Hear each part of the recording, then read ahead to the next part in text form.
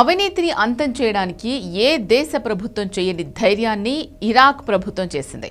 ప్రభుత్వ అధికారులతో పాటు రాజకీయ నేతల మీద తమ అవినీతి నిరోధక శాఖ చేత దాడులు చేయించింది. ఇందులో భాగంగా ఇరాక్ ఎంపీ అలియా నసీఫ్ ఇంట్లో జరిగిన సోదాల్లో కళ్లు చెదిరే స్థాయిలో నగదు, బంగారం పట్టుబడింది. ఆమె ఇంటి నుంచి దాదాపు 20 బిలియన్ల ఇరాకీ దీనార్లు అంటే మన కరెన్సీలో సుమారు 130 కోట్ల నగదు దొరికింది. దాంతోపాటు భారీగా బంగారాన్ని అధికారులు స్వాధీనం చేసుకున్నారు. వీటన్నింటికంటే హైలైట్ ఏంటి అంటే ఆమె ఇంటి నుంచి బంగారంతో చేసిన బికినీ, లోదుస్తులు స్వాధీనం చేసుకున్నట్టు ప్రచారం జరుగుతోంది. దీనికి సంబంధించిన ఫోటోలు ఇప్పుడు వైరల్గా మారాయి. ఎంత బంగారం దాచుకున్నా బిస్కెట్ల రూపంలో దాచుకుంటారు, లేదంటే నగలు చేయించుకొని పెట్టుకుంటారు.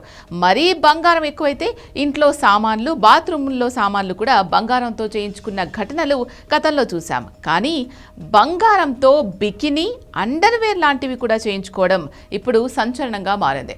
అయితే జరుగుతున్న ఈ ప్రచారం గురించి ఇరాక్ అవినీతి నిరోధక శాఖ నుంచి ఎలాంటి అధికారిక సమాచారం లేదు. భారీ మొత్తంలో బంగారం స్వాధీనం చేసుకున్నామని, దాని బరువు సుమారు 27 కిలోలు ఉంటుందని చెప్తున్నారు. కానీ ఎంపీ చేయించుకున్న బికినీ, ఇన్నర్ వేర్కు సంబంధించిన ఫోటోలు సోషల్ మీడియాలో తెగ వైరల్ అవుతున్నాయి.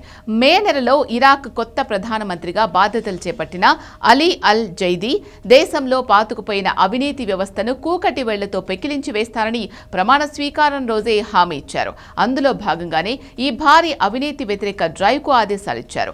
బాగ్దాద్ నగరంలో అత్యంత భద్రత ఉండే గ్రీన్ జోన్లో ఇరాక్ యాంటీ టెర్రరిజం స్క్వాడ్కు చెందిన ప్రత్యేక బృందాలు అర్ధరాత్రి వేళ ఈ దాడుల్లో పాల్గొన్నాయి. మే చివర్లో ఇరాక్లో డిప్యూటీ మినిస్టర్గా ఉన్న అద్నాన్ అల్ జుమైలీని అవినీతి ఆరోపణలపై అరెస్ట్ చేశారు. ఆయనను విచారించగా ప్రభుత్వ నిధులు ఎవరెవరు పక్కదారి పట్టించారో కీలక విషయాలు బయటపెట్టారు. ఆయన ఇచ్చిన సమాచారంతోనే ఈ సోదాలు నిర్వహిస్తున్నారు. విచారణలో పేర్లు వచ్చిన ఎంపీలకు ఉన్న చట్టబద్ధమైన రక్షణను ముందుగా ఎత్తివేసి మరీ వాళ్లను అరెస్ట్ చేస్తున్నారు.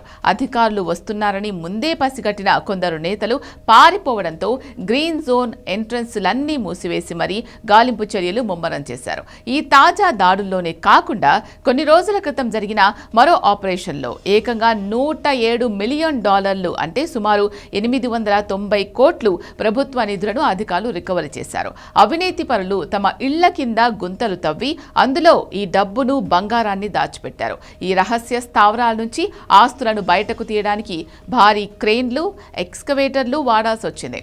అక్రమార్కుల ఇళ్ల నుంచి డబ్బు, బంగారంతో పాటు తుపాకులు, ఇతర మందుగుండు సామాగ్రిని కూడా సీజ్ చేశారు. మొత్తంగా వివిధ ఇండ్లు, రహస్య స్థావరాల నుంచి ఈ ఆపరేషన్లో $85 మిలియన్ పైగా ఆస్తులు స్వాధీనం చేసుకుంది. అవినీతిని అంతం చేయడానికి ఇరాక్ ప్రభుత్వం తీసుకుంటున్న ఈ సాహసోపేతమైన చర్యలు ఇప్పుడు ప్రపంచవ్యాప్తంగా ప్రశంసలు అందుకుంటున్నాయి.